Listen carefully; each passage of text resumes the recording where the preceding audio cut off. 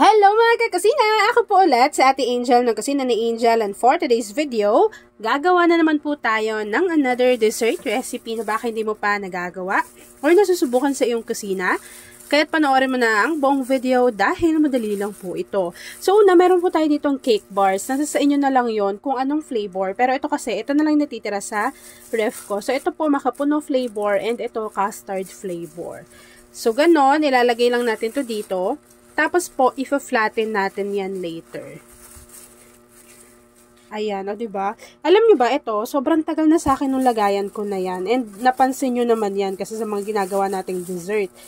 And then, kahit ano yung ilagay ko dyan, for example, malamig, o kaya mainit na mixture, talaga pong hindi siya basta-basta nasisira.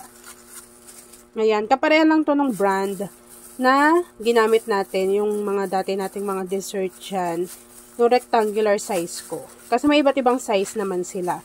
So, ito, oval, yung ating shape. Ayan. Sobra talaga nakakatuwa. Kasi kahit mainit, malamig, na mixture, talagang plakadong-plakado. Kasi hindi siya basta-basta nababasag. So, kung gusto nyo rin yan, ilalagay ko dyan sa ating basket para ma-check out ninyo. Sobrang ganda nito, matibay. In fairness. So, kapag nailagay na natin yan dyan, na-flatten na natin to, ilagay lang natin to sa ating chiller, okay, ay set aside nyo lang, para mas maging compact pa siya, para hindi siya, pag binuhos natin yung mixture, hindi umibabaw. Pero okay lang din kung walang ref. So, ilagay nyo lang to or set aside nyo lang, tapos gawin na natin yung ating mixture. Habang nakaset aside yung ating lagayan na merong cake bars, kakailanganin po natin itong isang sachet ng Mino Magic na leche flan flavor. So, ilagay lang natin yan dito lahat sa ating kaserola. Ang dami pa rin nagtatanong sa inyo, saan nyo po ba yan nabibili Miss Angel? Kung wala kayong makita sa mga physical store, meron naman siya online. Ilalagay ko yung basket dyan sa ating link o kaya sa ating comment box section kung saan ko ito nabibili. After nun, tunawin lang natin yan sa 3 cups of water. Take note na hindi pa nakabukas yung apoy sa ating kalan. Siguraduhin nyo muna na tunaw na yung inyong mga jelly powder bago nyo bubuksan yung pinaka-apoy. Pero ako kasi, after na itong matunaw, may iba pa tayong ingredients na ilalagay. Maglagay na tayo ng 1 can or 370 ml ng evaporated milk. And then, kakailanganin na rin natin dyan ng 380 grams na itong Marie Condensada.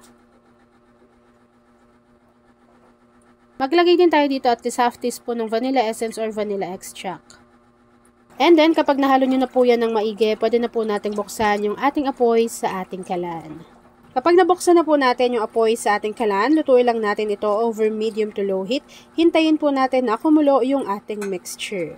Habang hinihintay natin yung kumulo, please don't forget to like and follow yung ating Facebook page, Kusina ni Angel. Kung meron kang Instagram, paki-follow na rin ako doon, Kusina ni Angel.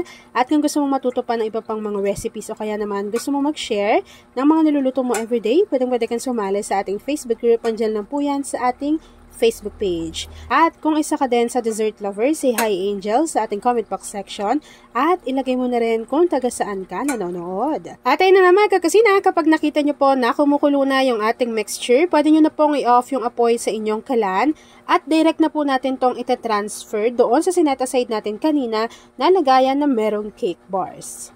And yes mga kakusina, commercial lang. Ito, hindi talaga to binigay sa akin. Binili ko to sa sarili kong pera. Pero, gustong-gusto ko lagi itong sinishare sa inyo. Kasi, kapag naubusan ako ng gas, talagang dito yung takbuhan ko. Yung mga 11 kilos ko na gas. Ito talaga. Kunwari, walang kuryente. Diba? Kung induction cooker yung ginagamit mo. So, ito, pack na pack to. Tapos, isa lang yung gas niyan. Marami ka nang maluluto. And safe na safe din po si Gaslight. Kung ayaw ng white, napakaraming kulay na pagpipilian dyan. So, ako pangatlong kulay na to. Kasi yung dalawa, yung isa nandun sa isang kwarto. Tapos ito yung lagi kong ginagamit sa mga recipe video natin lately. So ito parang mag-iisang taon na rin to sa akin. Pero sobrang tagal ko nang gumagamit ng Gaslight. So kung gusto nyo rin yan, ilalagay ko yan dyan sa basket o kaya sa ating comment box section para makapagbili na kayo nito na talaga namang matutuwa kayo kasi magagamit nyo po iyan. So ako po itatransfer ko lang to dito.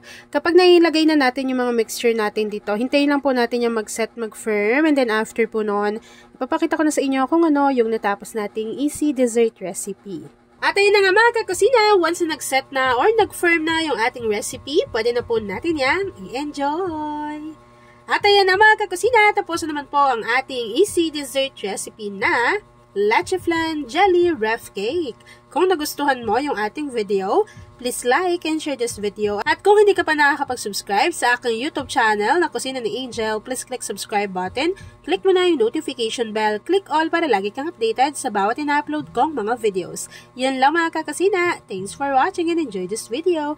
Pakishare ng ating video lalo na kung isa ka sa dessert lover.